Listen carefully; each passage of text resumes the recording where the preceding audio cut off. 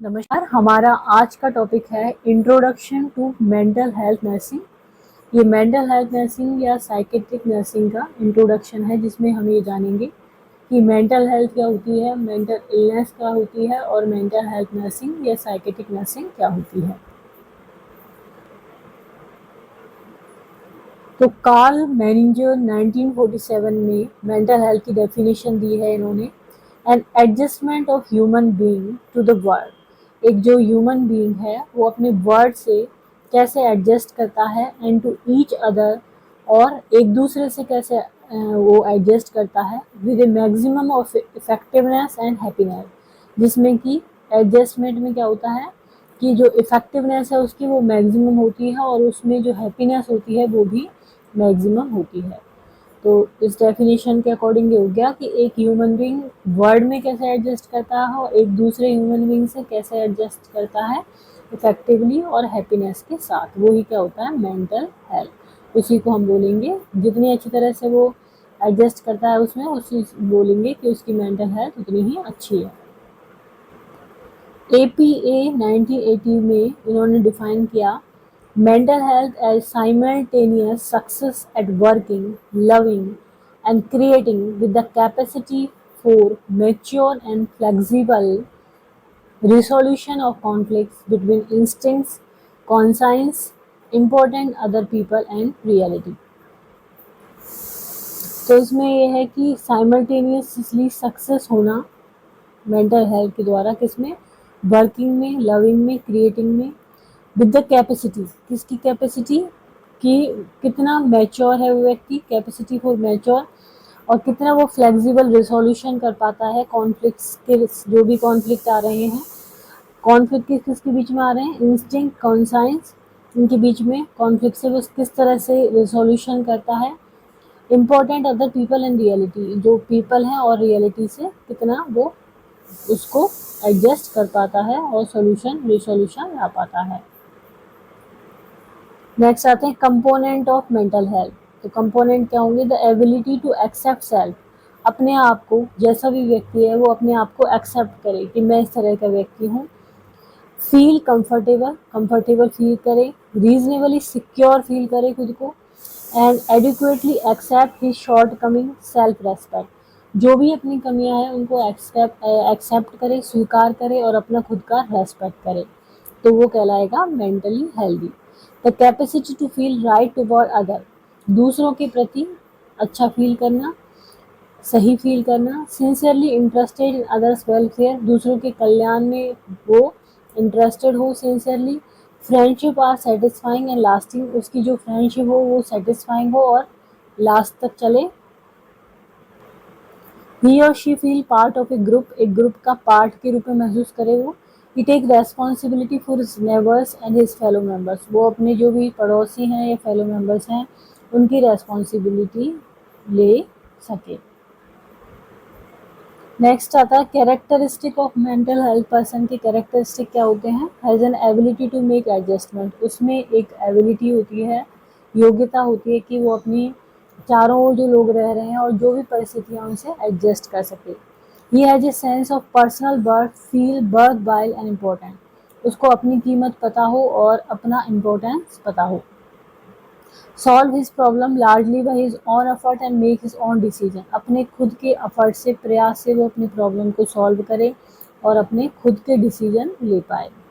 Has a sense of personal security and feel secure in a group, show understanding of other peoples problem and motives. तो वो उसके अंदर personal security की, कि वो secure है, वो इस तरह से फील करता है, ग्रुप में भी सिक्योर है और लोगों की जो प्रॉब्लम है, मोटिव्स है, उसकी अंडरस्टैंडिंग हो, उसमें उसको समझे हो।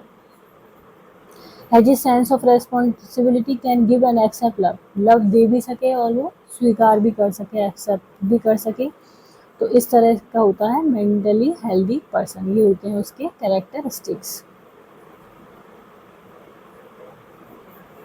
देन क्राइटेरिया क्या होंगे मेंटल हेल्थ के, एडुकेट कॉन्टैक्ट हो उसका रियलिटी के साथ, control of thought and imagination पे कंट्रोल हो, efficiency in work and play, work पे और प्ले पे एफिशिएंसी हो, सोशल एक्सेप्टेंस हो, पॉजिटिव सेल्फ कंसेप्ट हो उसकी, हेल्दी इमोशनल लाइफ हो, तो ये होता है क्राइटेरिया फॉर मेंटल हेल्थ।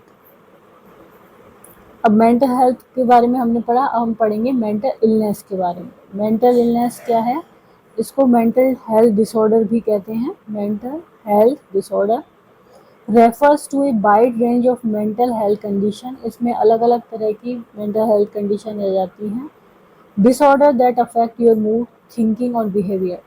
कोई भी डिसऑर्डर जो कि किसी व्यक्ति के मूड को, थिंकिंग को और उसके व्यवहार को चेंज कर देता है या प्रभावित करता है। एग्जाम्पल है जैसे कि डिप्रेशन है, एंजाइटी डिसऑर्डर है, स्क्रीजोफ्रेनिया, ईटिंग डिसऑर्डर, एडिक्टिव बिहेवियर, ये सब किसमें आ जाते हैं? मेंटल इलनेसेस में। कैरेक्टरिस्टिक्स क्या होंगे मेंटल इलनेसेस के? Change in one's thinking, memory, perception, feeling and judgement, resulting in change in talk and behaviour which appear to be deviant from previous personality. तो जब किसी की व्यक्ति की थिंकिंग में, उसकी मेमोरी में, उसके परसेप्शन में, किसी चीज़ को वो किस तरह से देखता है, उसकी फीलिंग में, उसके जजमेंट में चेंज आने लग जाते हैं और उसकी वजह से उसके बातचीत करने के तरीके में और उसके व्यवहार में चेंज आने लग जाते हैं, और जो वो उसकी जो प्रीवियस पर्सनैलिटी थी उससे वो अलग लगने लग जाता है। Changes in behavior cause distress and suffering to the individual, others and both। और उसका व्यवहार इस तरह का हो जाता है कि वो अपने आप को सफ़र कर रहा है, उससे वो डिस्ट्रेस फील हो रहा है उसको, और दूसरों के लिए भी, और खुद के लिए भी और दूसरों के लिए भी, दोनों के लिए भी उसको सफ़र हो रहे हैं। तो ये आ जाता है मेंटल इलनेस में। The change and distress cause disturbance in day to day activity. अब जो चेंज आ रहा है उसकी बातचीत में, उसके व्यवहार में, उसकी हर चीज़ में, जिसमें भी आ रहा है, तनाव में है वो, तो उसकी वजह से क्या है, उसकी जो दिन प्रतिदिन की दिनचर्या है या एक्टिविटी है उसमें भी डिस्टर्बेंस आता है, वर्क में डिस्टर्बेंस आता है, रिलेशनशिप में, with important other, social and vocational dysfunction उसमें आ जाता है। तो ये हो जाता है मेंटल इलनेसेस के कैरेक्टरिस्टिक्स। नेक्स्ट हम पढ़ेंगे डेफिनेशन साइकेट्रिक नर्सिंग या मेंटल हेल्थ नर्सिंग की। It is a specialised area of nursing. Nursing का क्या है? ये स्पेशलाइज्ड एरिया है नर्सिंग प्रैक्टिस का। Employing theories of human behaviour as its science and the purposeful use of self as it is an art. तो जो human behaviour है, मानव का जो व्यवहार है, उसकी जो थ्योरीज हैं उसको ये एम्प्लॉय करता है, और ये क्या है? साइंस है कि इसका पर्पजफुल, इस तरह से थ्योरी का यूज़ करता है तो क्या है? ये साइंस है। And the purposeful use of self, और खुद का पर्पजफुल यूज़ करता है तो उस तरह से क्या हो जाता है? वो आर्ट हो जाता है। In the diagnosis and treatment of human responses to actual और पोटेंशियल मेंटल हेल्थ प्रॉब्लम।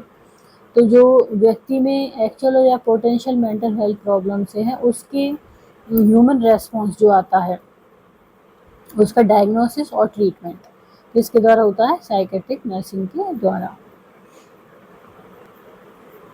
तो एक बार इसकी डेफिनेशन वापस से देखते हैं। It is a specialised area of nursing practice employing theories of human behavior as it is science and the purposeful use of self as it is an art in the diagnosis and treatment of human responses to actual or potential mental health problem। ये definition दी है ANA ने 1994 में।